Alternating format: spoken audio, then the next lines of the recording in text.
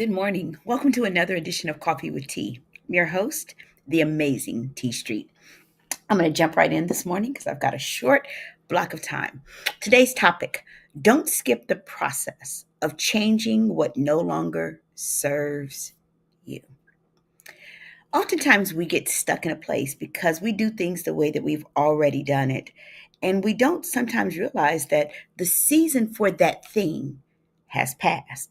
The thing that worked well, for you last year or 10 years ago, maybe it's time for you to shift. But in order for you to do and make that shift, there's a couple things you got to do. First, you got to recognize what's old. Is this no longer serving me? Is the way I operate in the world, is the attitude that's not kind and nice and nasty, is it serving me? It might have worked for me as a protective factor when I was a person who was constantly feeling bombarded and I didn't have other things in my life to feel me. And so I put up a shield of protection. And so I was mean and nasty and rude. But if that's not serving you now and where you're trying to go and who you're trying to be in the now, you have to first recognize, have I outlived this thing that used to be me? But you got to be honest with yourself. What in my life no longer aligns with who I am becoming? That's the first thing.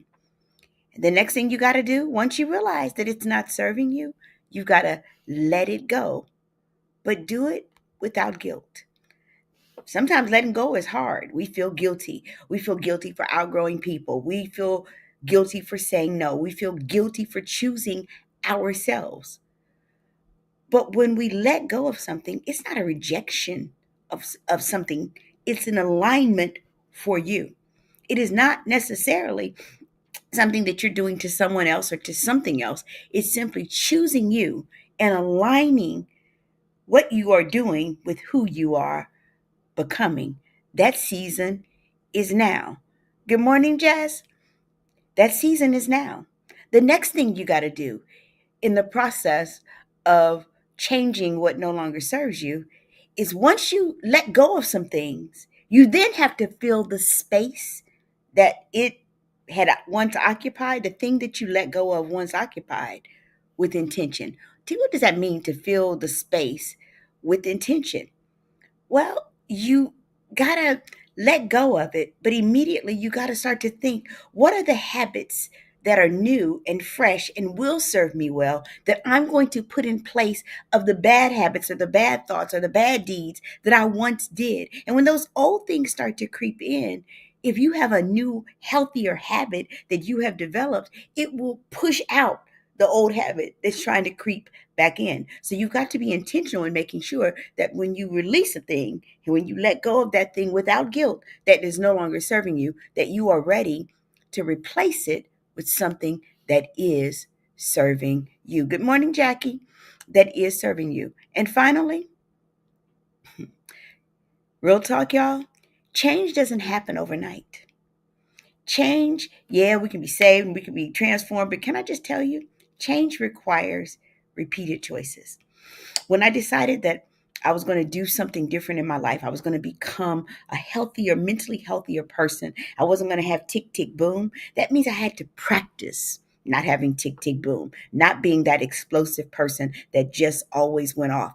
I had to change over time by making repeated choices, the same choice that when something stressful happened or someone made me angry, I didn't pop off.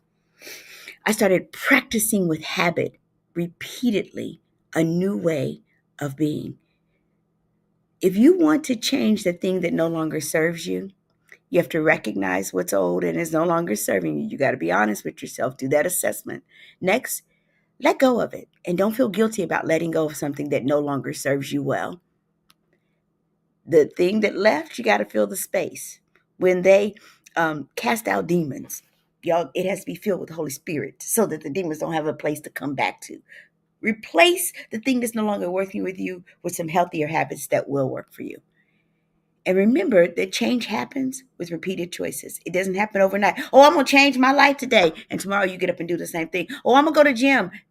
If I go to the gym every day for a week, every day for 2 weeks, every day for 3 weeks, eventually the gym becomes a habit and I become a gym rat again. But if I take a couple of days off because I don't repeat that choice over and over and over and over to go to the gym. I haven't formed the habit yet.